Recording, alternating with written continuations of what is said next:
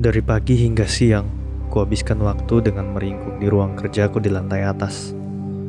Pikiranku terusik mengingat perbincangan semalam dengan Melur, terutama mengenai topik balas dendam yang akhirnya berbuntut pada teori pemidanaan.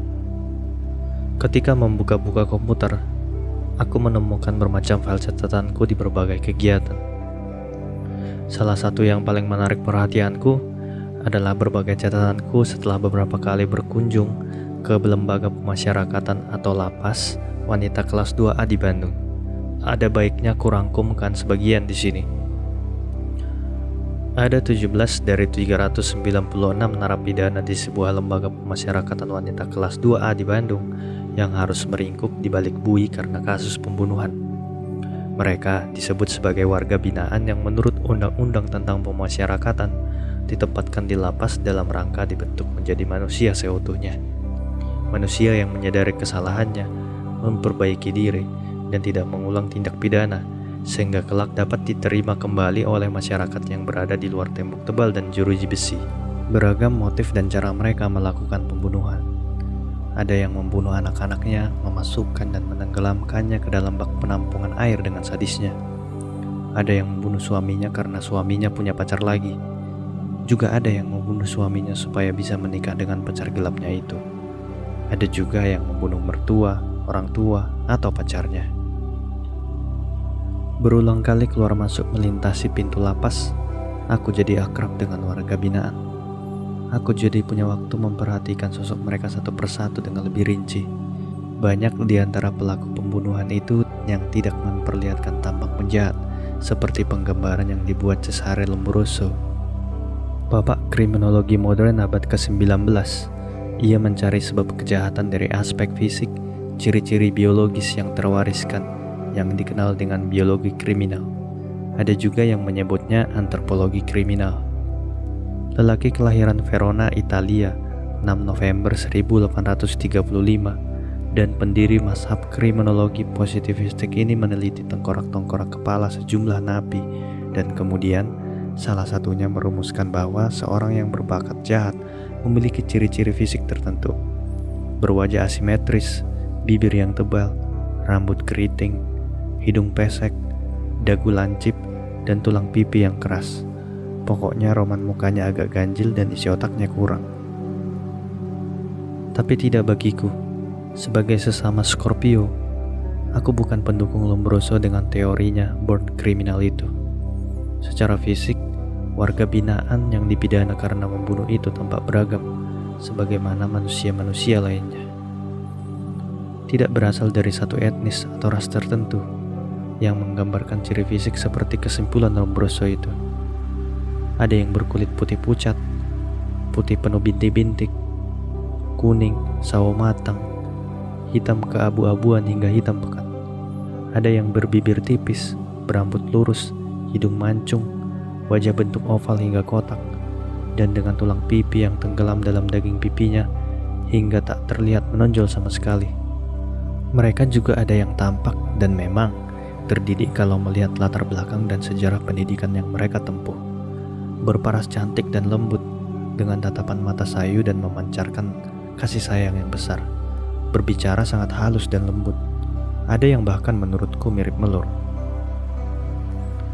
Kendati masih banyak yang memujanya hingga kini, dengan sejumlah dukungan hasil riset dan catatan ilmiah, bagiku Lombroso tetap tidak benar.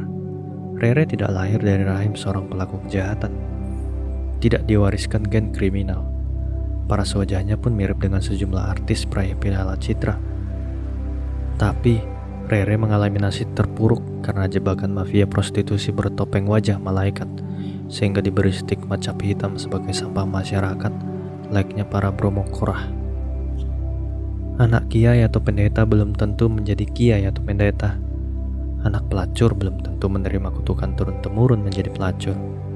Fakta membuktikan bahwa seorang menteri agama bisa dicokok KPK dan mendapatkan status sebagai koruptor. Melur yang anak PSK toh bisa menjadi dokter dengan yudisium sangat memuaskan. Dan dia tak mengutil uang negara sepeser pun. Sebagaimana ibunya, hingga akhir hayatnya tak pernah memakan uang haram, uang rakyat yang dititipkan kepada negara untuk dipergunakan sebagaimana mestinya namun diselewengkan. Entah kalau ada pejabat publik yang pernah tidur dengannya dan membayarnya dengan uang negara, itu urusan sang pejabat. Lombroso berusaha kuanyahkan sama sekali dari pikiranku, meski tak bisa. Ia terlanjur tercatat dalam banyak sekali buku tentang kriminologi yang kukunyah kata demi katanya.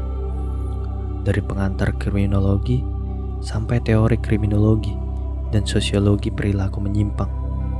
Bahkan kubaca ulang saat menyusun skripsi tentang pola pemerasan dalam kepelacuran lesbian di wilayah Jakarta Pusat tahun 1987 sampai 1989. Lombroso bersemayamlah di dalam buku. Hanyalah dari alir darah Melur. Meski kelak Melur tahu siapa ibu kandungnya, menjauhlah dari dirinya sebelum kusulut bokongmu dengan meriam hingga terbang melintasi alam. Kali ini aku sungguh menuntut janji baik kehidupan, seperti yang pernah kupetik dari pelajaran yang diberikan Re di suatu sore menjelang maghrib.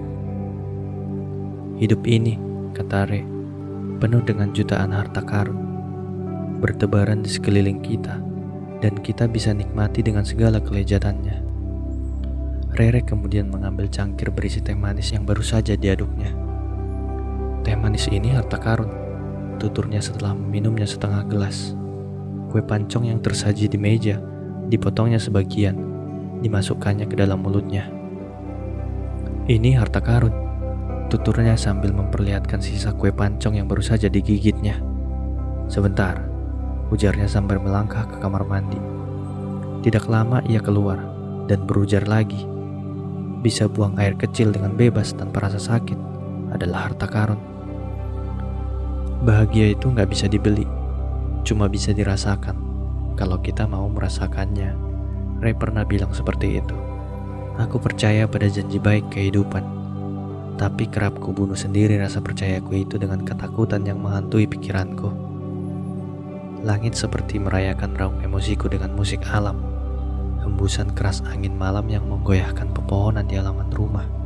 Bisakah aku menjadi bambu yang tak patah oleh hempasan angin?